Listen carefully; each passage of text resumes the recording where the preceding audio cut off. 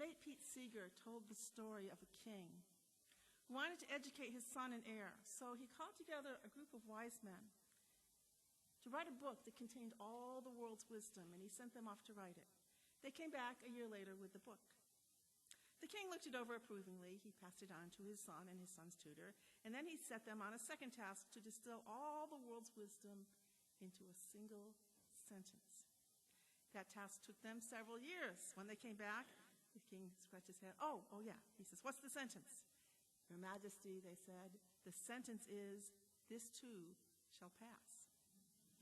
Intrigued with his little experiment, the king sent them off to distill all the world's wisdom into a single word. They were gone 10 years.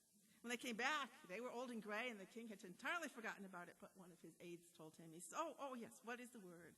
"Your Majesty," they said, "the word is maybe." Mottos are attempts to distill the essence of a religion or organization or a community. For the Boy Scouts and Girl Scouts, it's be prepared. And no, don't think of Tom Lehrer when you hear that. For South Carolina, it's Dum Spiro Spero, while I breathe, I hope. For the United States, it's A Pluribus Unum, which means from many one, and which is a really good motto for Unitarians as well. From my high school, it was whatever you do, do well. Unitarian Universalists are familiar with this distillation process. If they've taken the building your own theology or written an elevator speech, some kind of coherent response to the question, what do Unitarian Universalists believe? And we have a motto. Usually a motto is just more than one word, more than maybe. That wouldn't make a very good motto. 3 is actually probably the most popular number, especially if you don't need any verbs. And for a century, the implicit motto of Unitarianism, identified by Unitarian historian, this was before the merger, Earl Morris Wilbert, was freedom, reason, tolerance. He argued that it captured the essence of what we were about, at least up to the time he wrote in the first half of the 20th century. Now, from early times until today, Christianity had 2 threes. They have the familiar Trinity, God the Father, Son, and Holy Spirit. That's the bright line that separates Unitarian Universalism from Christianity. But they also had another motto from St. Paul, faith, hope, and charity. So even though most of us reject the Father, Son, Spirit thing, it's pretty hard to argue with faith, hope, and charity. But one can have faith, hope, and charity without having the other Trinity. Our threefold model did indeed define us in a distinctive way, just as the Father, Son, and Holy Spirit provided a unique definition of traditional Christianity. Freedom to worship and to believe as we choose, without having doctrines imposed on us secondhand that have been developed by others. Tolerance of the beliefs of others, even as we hope they will extend tolerance to us to live and let live, to share what we can share and try to understand what we cannot embrace. And reason, so central to our faith understanding that we refuse to believe in anything that cannot stand up to the light of reason. In fact, our very name, Unitarian Universalist, refers to 2 anti-beliefs, the rejection of the Trinity and the rejection of hell and eternal damnation in favor of the unity of God and universal salvation. According to Diana Butler Bass, a scholar of Christian history, during the Age of Belief, which was roughly from 500 to 1500, Christianity was defined as a set of beliefs. You must believe in these things. Even if they don't make sense, you must believe in them. This kind of Christianity is intolerant of other ways of being people of faith. It believes things or denies things that are beyond the reach of reason, like creation science and climate change denial. In the 1500s, it was brought to the surface in the Inquisition. Today, it's the Christian right, even as we recognize that the Christian middle and the Christian left have pretty much moved on. Armed with our own set of anti-beliefs in a largely traditional Christian environment, our Trinity, freedom, reason, and tolerance has served us well in defending ourselves against the Christian right, possibly not so successfully against the Inquisition. As we all know, Michael Servetus was condemned by the Inquisition, escaped, and burned in Geneva under the auspices of John Calvin for his insistence on freedom, reason, and tolerance. However, the biggest threat to our identity as a unique faith tradition comes not from the religious right, but from the religious left, or as they prefer to be called, progressive Christianity. And the danger is not that we will be attacked, it's more that we'll be absorbed, co-opted, or blended in. For those of you who pay attention to U.S. political history, that's pretty much what happened to socialism. FDR cherry-picked some of socialism's most appealing ideas while retaining a role for capitalism in the market. And as a result, the Democratic Party pretty much obliterated socialism in this country. So I think it's important that we, as bearers of a rich and meaningful faith tradition, give some thought to how we can reshape our 16th century identity for our 21st century world. That's a world in which we can celebrate what we share with progressive Christianity while retaining a distinct identity and providing a religious home for atheists, agnostics, and other misfits in mainstream Christianity where they can be welcomed and embraced by an inclusive community. Let me explain what I mean by being co-opted, and I'll start with a confession. For all but 90 minutes a week, I am an Orthodox Unitarian Universalist, if that's not an oxymoron. But on Monday nights from 7:30 to 9, I am an honorary Methodist. I go to a Methodist discussion group along with some good Methodist friends and a few strays from other faith traditions, including a recovering Southern Baptist and a more or less Episcopalian. We work our way through the current book from the progressive Christian tradition, and you should have heard me the night we talked about the Trinity. Oh, that was fun. I told them that I thought their Trinity was too small. It was just a man and two men and a spirit, and where were the women, and where was the earth, and where were all the other things that we revere? They were not expecting me to attack from that particular direction. So, anyway, but progressive Christians, at least the ones I meet with and the ones in the books we read, don't usually put belief in the center of their self-definition. Instead, like us, they affirm the need to search for and define one's own religious understanding. In our language, a free and responsible search for truth and meaning, kind of a Christian version of building your own theology. They believe in carrying out that search within a faith community where they can learn from each other, just as Unitarian Universalists do. So the idea that all Christians adopt a predefined set of beliefs and we don't is no longer the difference that defines us, at least as far as progressive Christians are concerned. It makes for good relations, good sociability, but it kind of creates a confused identity. Even though Christian worship still contains the Apostles' Creed, but not all of it does, but it's understood by many ministers and many in the congregation as retelling the central story rather than assenting to a set of beliefs. They certainly have a lot more freedom than they did in earlier periods. Reason also plays an important role in progressive Christianity. In my Methodist seminary, like most progressive Christian seminaries, they talk about 4 sources of religious understanding: reason, direct experience, scripture, and church tradition. Direct experience of mystery and wonder is the first of our 6 sources in Unitarian Universalism. We have a broader and more inclusive definition of scripture, but progressive Christians also increasingly draw on the resources of other faith traditions and do not limit themselves to the Bible. Church tradition is strongest in Catholicism, weaker in what's called low church Christianity.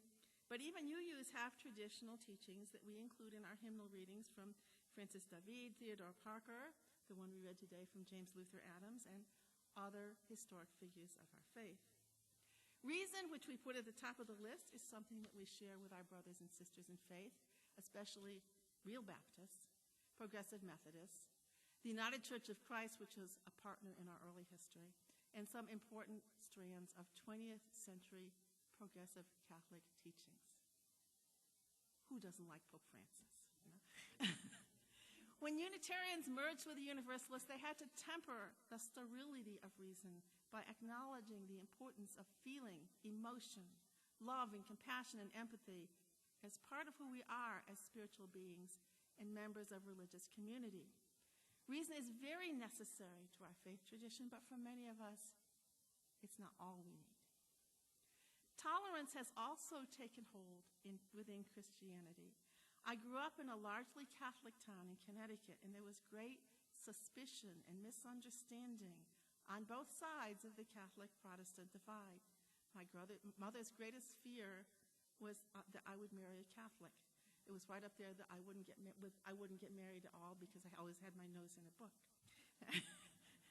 Today, progressive Christians of both Catholic and Protestant varieties still cherish their religious identities, their familiar worship practices, their home communities. But at the same time, most of them, including the Pope, have given up any insistence that theirs is the only way, that we come to God only through Jesus.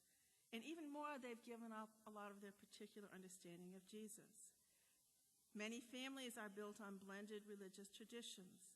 Some of those blends find a home in a Unitarian Universalist congregation. Others choose to belong to multiple faith communities. So our historic trinity of freedom, reason, and tolerance has been to some degree co-opted by progressive Christianity. Does that mean we should disband our congregations and all join the nearest Methodist or UCC church? No. It also doesn't mean that we should abandon freedom, reason, and tolerance, because it's served us well since the radical Reformation of the 16th century, when our faith tradition was born. These affirmations still offer hope and comfort to refugees from rigid and harmful religious experiences. After all, Christianity still holds fast to its value trinity of hope, faith, and love, although those values are not unique to Christianity. We too believe in faith, hope, and love. The French Revolution also found its model in a trinity of religious and political values: liberté, égalité, fraternité, freedom, equality, brotherhood. We affirm those. So it would be good for us to go back and take another look at our values trinity to see if it clearly distinguishes us from our Christian cousins. As they say all the time on Home and Garden television, our motto needs updating, even if it won't consist of granite countertops, stainless steel appliances, and an open floor plan. If you don't know what I'm talking about, clearly you don't watch enough junk TV. Okay, the obvious place to search for those three words that capture the essence of Unitarian Universalism is in our 7 principles. These principles were developed in the 1980s as the merged Unitarians and Universalists wrestled with defining themselves. And that is indeed where I found the first 2 of our values, and after some fairly prolonged reflection, I found the third. But before we go there, I need to share some of my own experience in searching. When I took Old Testament in seminary, I learned the difference between exegesis and eisegesis. Those are spelled with a G, not a J. It has nothing to do with Jesus, okay? Exegesis means getting into a text and trying to read what it says, what it means in its context. Eisegesis is reading your own stuff into the text and selectively using passages to support your point of view. I did that on my final paper in Old Testament. I think it's kind of a UU habit. And as a result, I got an A- instead of an A. Lesson learned. So with that in mind, what do our principles have to say about our shared values? Well, 2 values are so important to Unitarian Universalism that they are mentioned twice in the principles, both of them. The word respect appears in everyone's 2 favorite principles, the first and the last. Respect for the inherent worth and dignity of all persons, and respect for the interdependent web of all existence, of which we are a part. Respect is powerful. It's a significant upgrade from tolerance. A lot of us find tolerance to be sort of condescending and superficial, and it's even better than acceptance, which appears in the 3rd principle. In the 16th century, tolerance was a significant improvement over heresy trials in the Inquisition. But I'd like to think we can do better in the 21st century. Respect is the foundation for embracing women's equality, civil rights, GLBT marriage, making provisions for those with disability, and a whole lot of social issues involving respect for diversity that our tradition has affirmed and supported. But respect isn't just about social issues. It's also personal. It calls us to listen to those with whom we disagree.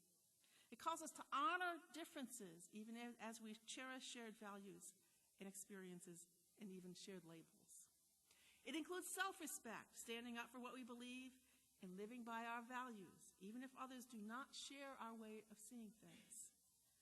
Respect for the interdependent web, likewise, goes way beyond recycling, buying a Prius, eating vegetarian, and composting our garbage. to socially responsible investment and advocacy for the earth and its non-human inhabitants, like Pete Seeger did. Respect is a powerful value, a demanding value, a value that goes to the heart of who and what we are. So I think respect is a solid candidate for the trinity of values we use to describe ourselves.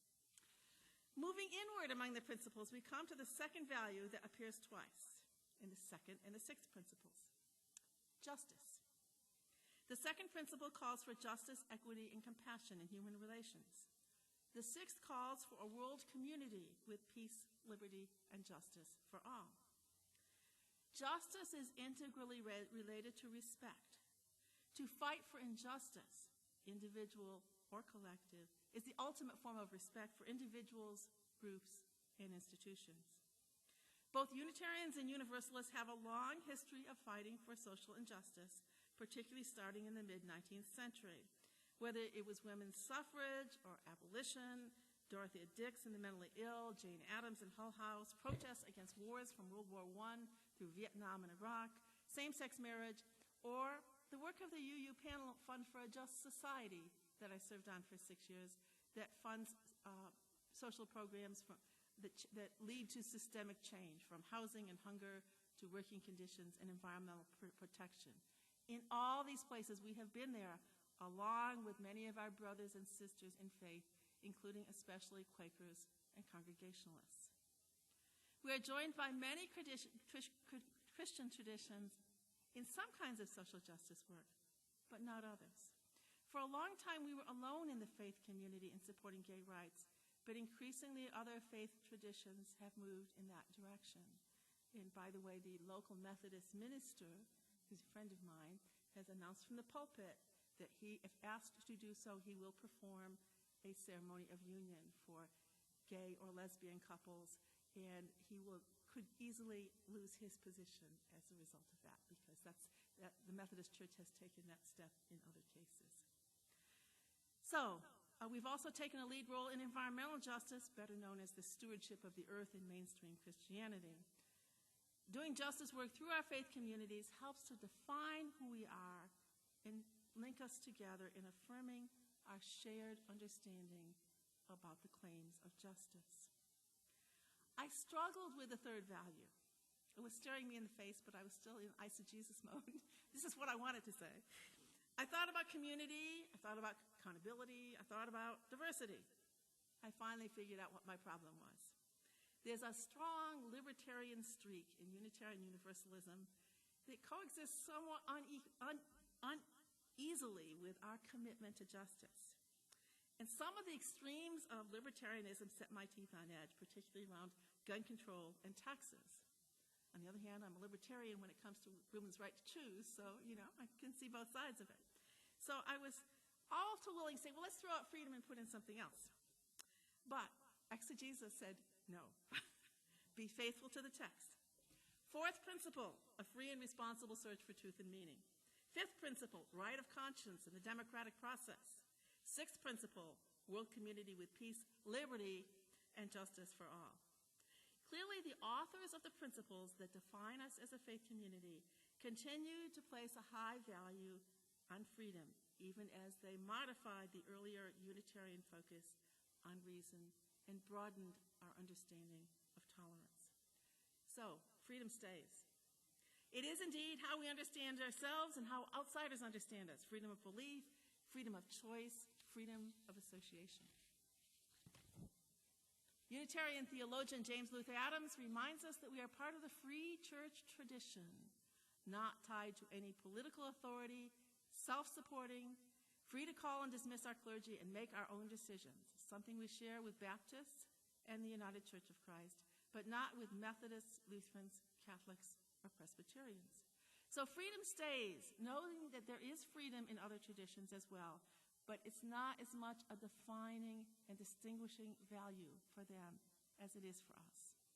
In some, I propose that we define ourselves, indeed have already defined ourselves, as a faith community that embraces and affirms the fundamental values of respect, justice, and freedom. Now, how does that help in the produce aisle of the grocery store when you get to the inevitable question, What do Unitarian Universalists believe? Here's the long version of the answer. We support freedom of belief consistent with reason and tolerance of differences, but we also think that religion is really not about what we believe to be true, but what we believe to be important, and that is shared values. The values at the heart of our faith tradition are respect, justice, and freedom. What are the values that are affirmed by your faith tradition? And if that takes too long in the protocol, and it might, here's a shorter version. We practice the religion about Jesus. We don't practice the religion about Jesus. We try to practice the religion of Jesus. He lived and taught the values of respect, justice, and freedom, and we try to do that too. Amen.